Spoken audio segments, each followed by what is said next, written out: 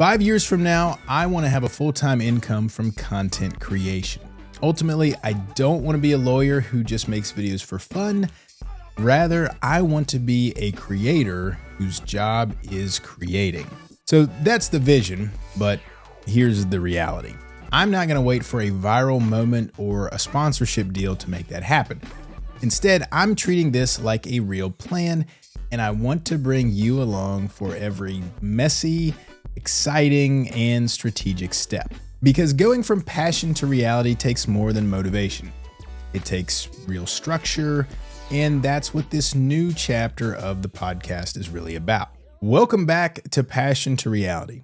I'm Matt Liller, a lawyer, a content creator, and someone who's trying to build a creative business one consistent piece of content at a time. A few years ago, I was really deep in my law practice. Things like court dates, case files, and really long days. But I genuinely found myself drawn to content and content creation. Things like cameras, microphones, and the storytelling side of helping people understand things. So I started small. I reviewed some gear on YouTube. I started building an Instagram presence, and I experimented to try and find some things that worked. And I learned something really interesting along the way. And content creation really isn't that different from putting on a trial as a lawyer. Both come down to storytelling, clarity, and connecting with your audience. And that's when I knew that online video and content creation wasn't really just a hobby anymore. It was really a calling. And I set out on a mission to figure out how to make it sustainable, which is kind of more easily said than done. And so Passion to Reality has molded into a podcast about creators and how they made it. And now it's essentially growing into something a little bit more. And that's maybe part creator lab, part personal journal, and part blueprint for anyone who happens to be chasing the same dream. Now, to be honest, going full time as a creator sounds, of course, glamorous, but the big reality is it's not just one single leap. I think it's really like a staircase with dozens of small steps to get there. So first, there's obviously the financial side. There's YouTube ad revenue, sponsorships, digital products, maybe even coaching. And all of those are pieces to the overall puzzle. I do think it's fairly clear that content creators need multiple income streams in order to get real stability. And then, of course, there's also the skills side, things like learning cameras, lighting, audio, storytelling, thumbnails, editing, SEO, search engine optimization, and building a community. And when I mapped it out, I realized that if I can actually compound both my skills and my systems over about a 5-year period, I really truly believe I can replace my legal income with creative income, and I'd really love to share every step of that along the way. So if you've ever dreamed of going full-time as a creator, you might not want to think of it as just quitting your job to chase YouTube, something like that. Instead, you might want to think of it as you're essentially building a business, but it's a business where you, the creator, you're really both the product and the brand. So first, I want to talk about skill. Now, there's a phrase I've come across a few times, and that's that you can't ignore what's exceptional. So skill can make your content worth watching. And really, that's a variable that you can completely control. Now, for me, that means mastering the craft of communication, things like hooks that pull people in, pacing that keeps them there once they're in, and even some visuals to help add clarity. YouTube recently shared that the number one factor in audience growth is audience satisfaction. It's not thumbnails, it's not frequency, and it's not what niche you're in. The reality is that people come back for creators who consistently make them feel something and feel something special. And so with each upload, I like to work on improving something. And that something could be my delivery, it could be my editing or the rhythm within the editing, it could be how it's structured, etc.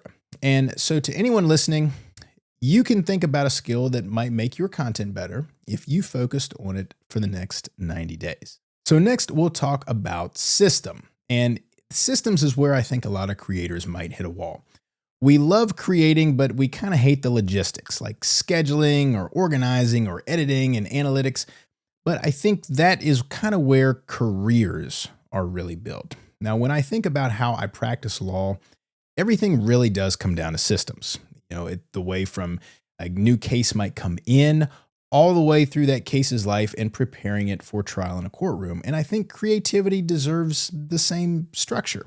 And so that means building out workflows for coming up with ideas, how we batch content, which is a great thing to do, how we edit content, how we upload content, even down to how we promote the content. And I think that's how we can avoid burnout and turn creativity essentially into a repeatable habit.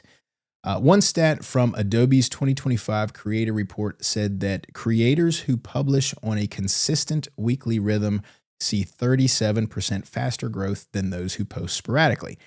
And this isn't because of the algorithm. It really just comes down to consistency builds trust, and that keeps people coming back. And so in upcoming episodes, I'll talk a bit more about my own content systems and how they've evolved, which is stuff like how I plan, script, shoot, edit, and so on. And we can all adapt that to whatever fits our own specific situations. And third, I want to talk about support. Now, this pillar, I think it might be the most underrated, and I don't think that anyone ever really goes full-time alone. Now, that means surrounding yourself with the right people. Beyond your family, this could mean other creators, mentors, editors, or even friends who just understand the ups and downs of content creation life. Now, I've got to learn this firsthand when I was able to start connecting with other creators, things like sharing insights and collaborating and being able to talk about some of the struggles. Things really started moving a bit faster. My ideas got a bit sharper. And to be honest, motivation stayed a lot higher. And that's what I really, truly want the Passion to Reality podcast to become. A place to connect creators working for long-term sustainability, not just spikes and virality. And throughout the next few years, I plan to bring on guests who are real living proof that smaller creators can build full-time freedom, and I'll share their stories right alongside my own progress. So here's the challenge that I'm giving to myself and giving to all of you listening. Give your dream an actual deadline. Let's not just say, I want to be a content creator. Instead, let's say something more measurable like in 3 years, I want to be making X dollars per month on content, or by next summer, I want to post 50 videos. And this is because adding a timeline helps shift things from just wishful thinking to measurable action. And that's what Passion to Reality really means. It's the space between creativity and commitment. Over the next 5 years, I hope to use this platform to document my own journey and what works, what flops, we're going to have some flops, what scales. And my hope is that each episode becomes both a bit of a case study and a motivator for you to build your own path. In the next episode, we'll be talking about why 2025 is the best time ever to be a small creator and how the so-called creator middle class is really changing the entire industry. And if you've ever felt like the algorithm ignores you, I think you'll get something from it.